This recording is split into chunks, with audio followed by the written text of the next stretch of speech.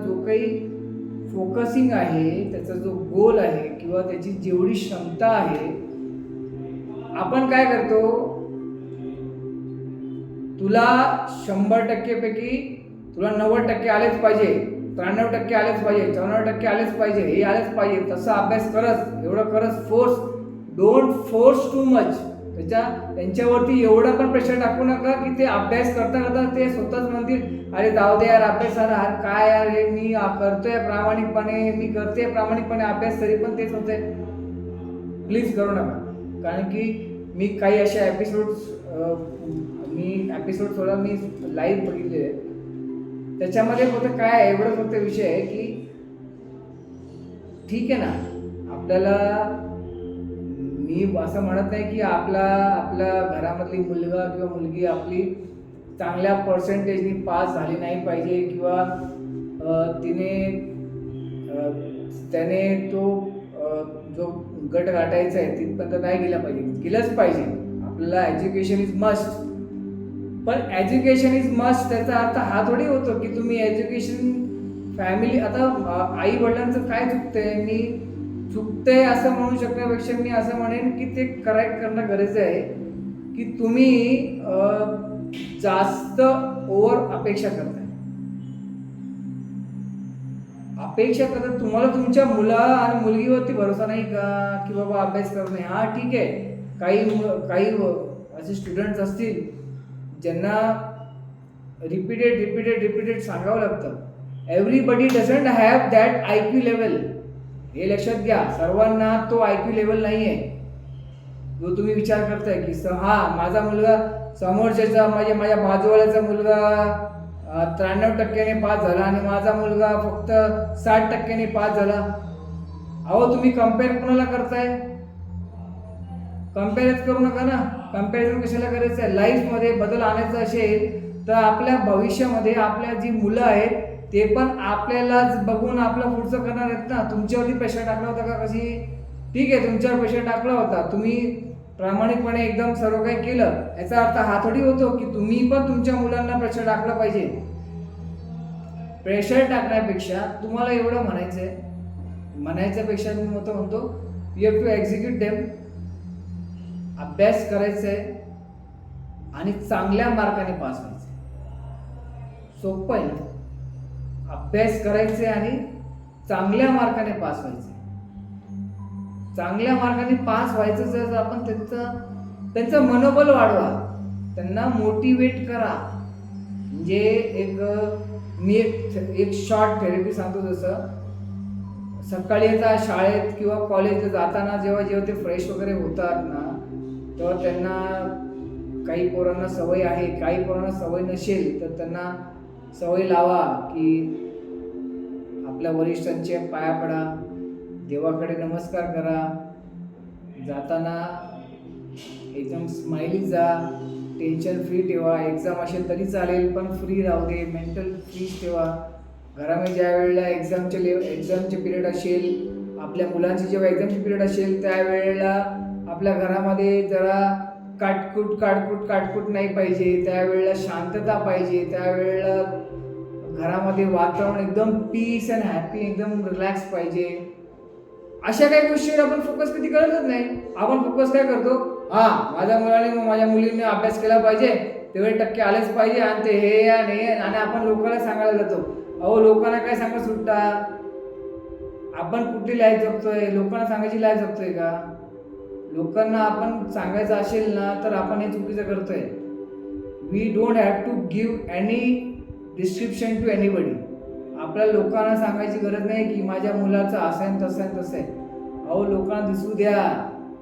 लोकांना ऑटोमॅटिक, म्हणजे त्यांना असं आपला मुलगा किंवा आपली मुलगी शाळेत जाताना, कॉलेज जाताना, येताना, त्यांच्या व्यवहारामध्ये, बोलण्यामध्ये, ह्या गोष्टी, हे तुम्ही का आपण ह्या गोष्टीकडे फोकस करा ना. त्या गोष्टीकडे फोकस केल्यावरती ऑटोमॅटिक त्यांच्यामध्ये शिस्त लागते की मला अभ्यास करायचा आहे. अभ्यास करायचा, त्यांना सांगा की यू सेट अ गोल. तुझ्या आयुष्यामधला हा गोल आहे, त्याला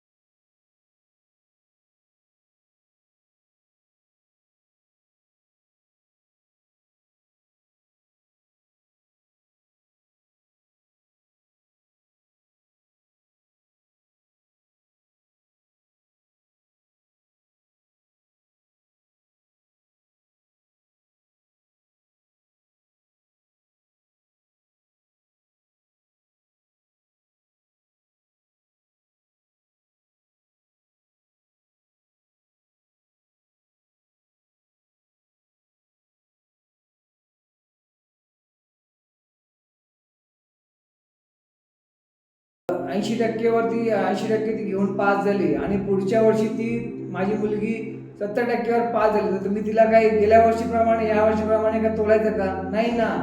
अहो, वर्षभरामध्ये खूप काही गोष्टी बदलतात ना. तिला फक्त एवढा विचार नाही की बेटा तुझ्या लास्ट इयरला 80% आले होते, ह्या इयरमध्ये 70% आले, त्याच्या मागे कारण काय असेल का? आता तू शोधून काढ, तू त्याच्यावर अभ्यास कर आणि त्याच्याला अभ्यास झाल्यानंतर त्याच्यावर कसं ग्रो करायचं हे तू बघून घे. कारण की बच्चा तुला तुझ्या आयुष्यामध्ये तुला फेमस व्हायचं आहे किंवा तुला तुझ्या आयुष्यामध्ये करिअरमध्ये खूप मोठं व्हायचं आहे. आता ह्या गोष्टीचा तुम्ही जर हा एक व्यवस्थित विचार केलात ना, तर मी तर म्हणतो खरंच आपल्या भारत देशामध्ये महाराष्ट्रामध्ये आज जेवढे आता गेल्या वर्षी जो 10वीचा निकाल लागला तो तर एवढा सुपर्ब निकाल लागला, एवढा छान निकाल लागला. म्हणजे आज एज्युकेटेड आपण पण आहोत, तर एज्युकेटेड आपली पोरं पण झालेली आहेत, ॲडव्हान्स झालेली आहेत. पण ॲडव्हान्स एज्युकेटेड झाल्यानंतर मग तुम्ही त्याला डिमोटिलाइज करू नका, त्यांना प्रमोट करा. खाली पाडण्यापेक्षा प्रमोट करा. प्रमोट होत नसेल तर त्यांना एक तुम्ही डिफरंट वे शोधा की त्यांना मी सकारात्मक विचार, त्यांचे ओपन माइंडेड कसं करू शकतो, या गोष्टीवर फोकस करा. आपले उद्या परत आपले जे विषय आपले चालू राहणार आहेत आणि हा जो चॅप्टर आहे, तुम्ही जो प्रेम देताय तो प्रेम मला खरंच तुमचे खूप खूप आभार मानायचे. त्याचबरोबर मी परत विनंती करतो की आपल्या सर्वांना आपण जेवढे पण जण जेवढ्या माझ्या व्हिडिओला लाईक्स किंवा तुम्ही जे काही बघताय, तर कृपया करून जेव्हा तुम्ही कुणाला शेअर करताय त्यांना हे सांगा की आपल्यासोबत आपण एक कम्युनिटीमध्ये परत एक जुळले पाहिजे. हा जो चॅप्टर आहे लाईफ टू बी चेंजला ही जी चेन आहे ना, इंटरलिंक झाले पाहिजे, सर्वांना कळलं पाहिजे. मी म्हणतो याच्यामध्ये काही चुका असतील तर मला सांगा, आपण त्यामध्ये फेरबदल करूया. पण अजूनही मला तो रिस्पॉन्स तसा भेटत नाही आहे. मी त्याच्याशी निराश नाही आहे. मला माहिती आहे मी जो विडा उचललेला आहे तो मला पूर्णपणे अखेरपर्यंत माझी सिरीज 60 दिवसाची जी सिरीज आहे, 60 दिवसामध्ये आयुष्यामध्ये जे काय घडायचं आहे आणि घडणार आहे, लाईफ टू बी चेंज म्हणजे आयुष्य आपल्याला ते बदलायचं आहे. याच्यामध्ये जे काही टॉपिक्स आपल्याला जे ॲड करायचे आहेत ते मी ॲड करून रोज मी सोबत येणार. एवढाच बोलतो. जय महाराष्ट्र.